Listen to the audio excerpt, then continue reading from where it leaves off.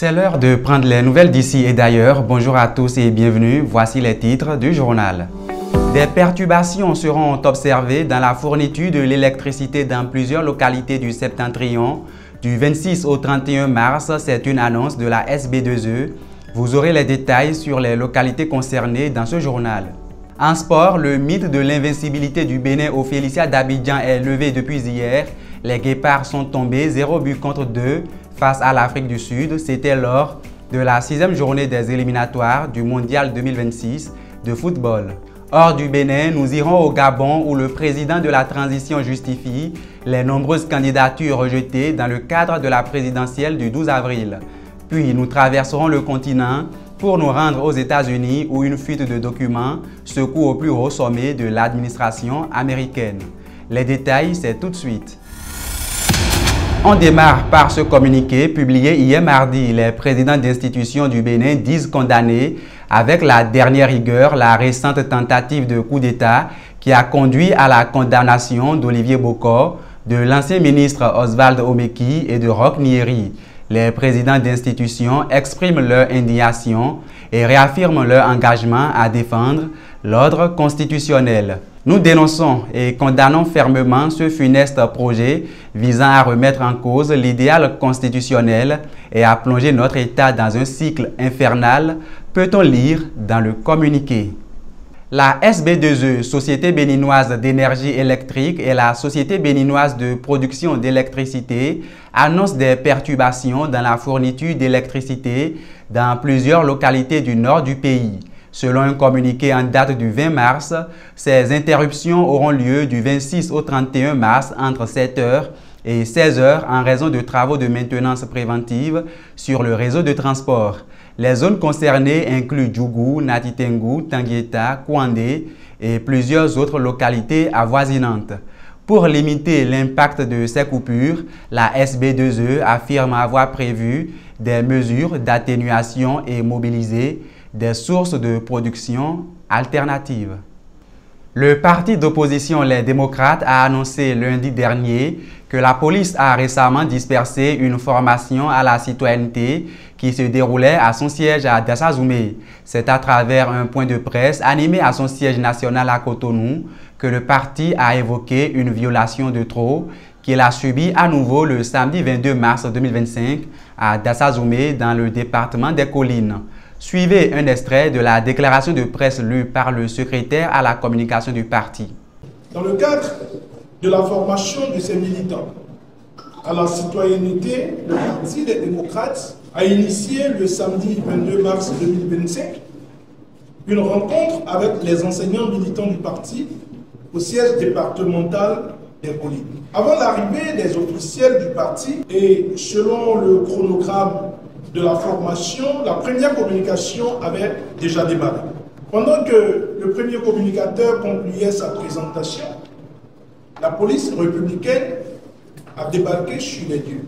Les faits, tels qu'ils ont été relatés, sont d'une extrême gravité. Le fait d'ordonner aux militants d'arrêter leur activité, qui se déroule au siège départemental du parti, est une violation de la charte des partis politiques. En effet, l'article 30 de la charte prescrit, outre le siège national d'un parti politique, qui peut s'ériger en tout lieu du territoire national, il est fait obligation à tout parti politique d'établir un siège fonctionnel dans chacun des départements de la République du Bénin. Le non-respect de l'alinéa précédent, constaté par l'autorité préfectorale, fait perdre aux partis politiques concernés le bénéfice du financement public. Le siège départemental est bel et bien un lieu privé. L'irruption de la police sur les lieux sans saisine du parti est une intrusion dans l'intimité des locaux du parti. La méthode consistant à faire cesser une activité qui se déroule au siège relève de l'abus et d'une violation flagrante de notre droit d'exister et de fonctionner en tant que parti politique régulièrement enregistré et ayant des députés à l'Assemblée nationale. Le procureur du tribunal de première instance de Lokossa appelle les familles et proches à venir récupérer les dépouilles de leurs parents abandonnés à la morgue du CHD Monokufo avant le 10 avril 2025 au plus tard.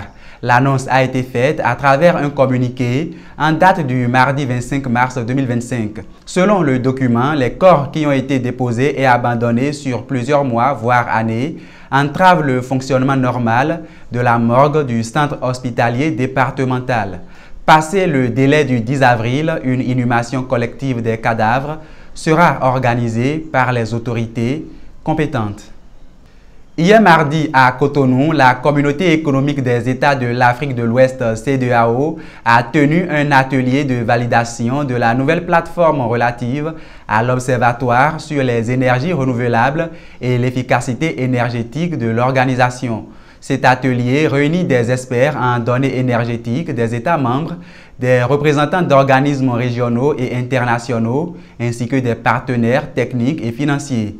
Adopté en 2012 par les ministres de l'énergie de la CEDEAO, cet observatoire est un outil essentiel pour la planification et la prise de décision dans le secteur des énergies durables en Afrique de l'Ouest.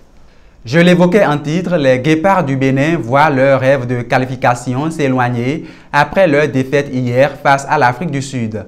L'équipe béninoise est battue 2-0 par les Bafana Bafana d'Afrique du Sud. Le match qui se jouait au stade Félix Houphouët-Boigny d'Abidjan en Côte d'Ivoire comptait pour la 6e journée des éliminatoires du Mondial de football 2026.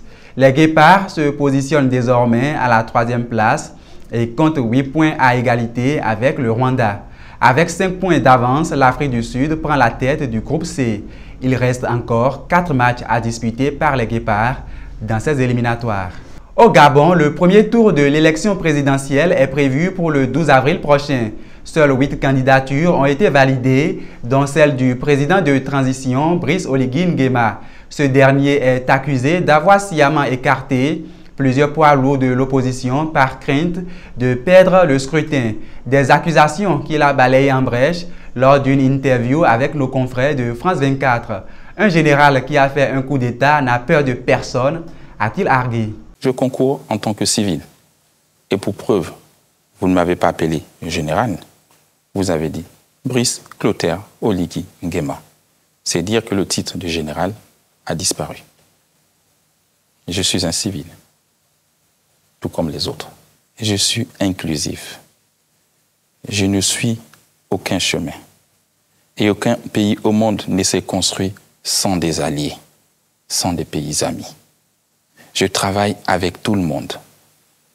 Je suivrai le chemin que me guide mon peuple.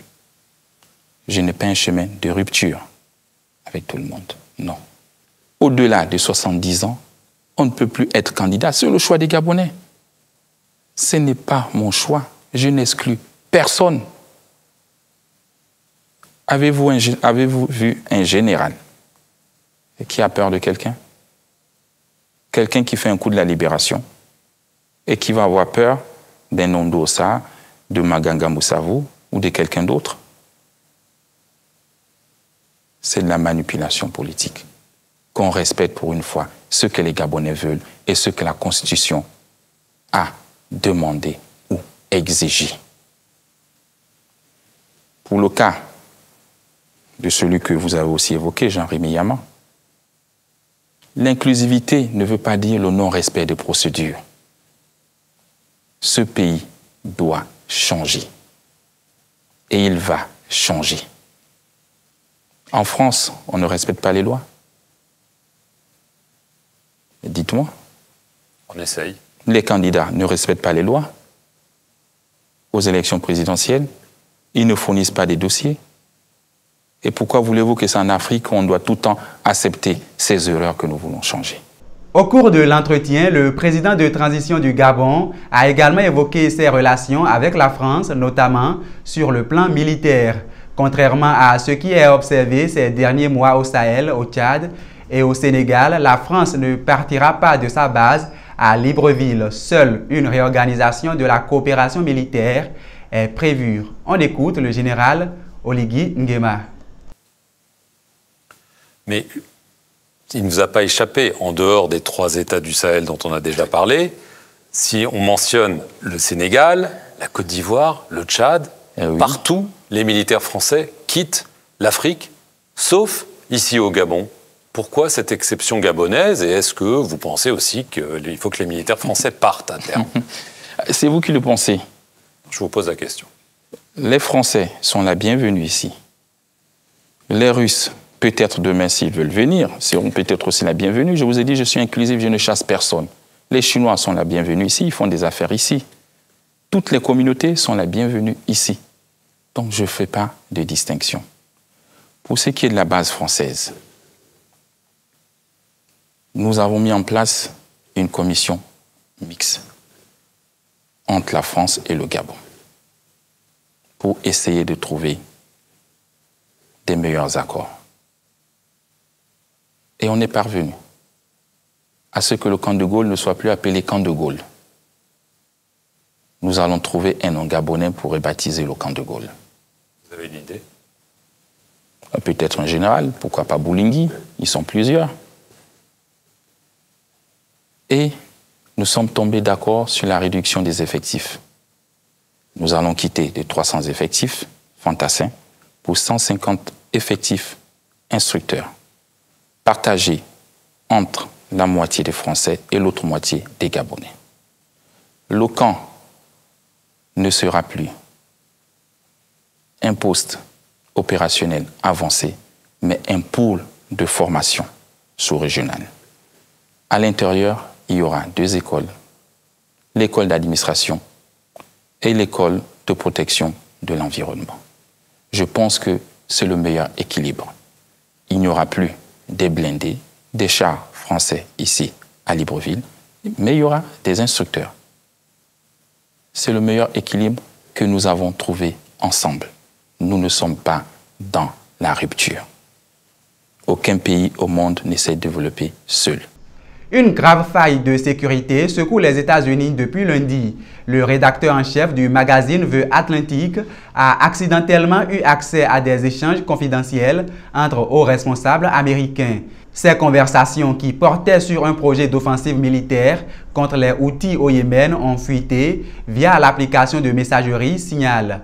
Cette fuite d'informations, qualifiée de désastre par certains démocrates, soulève des inquiétudes sur la sécurisation des communications au sein de l'administration américaine.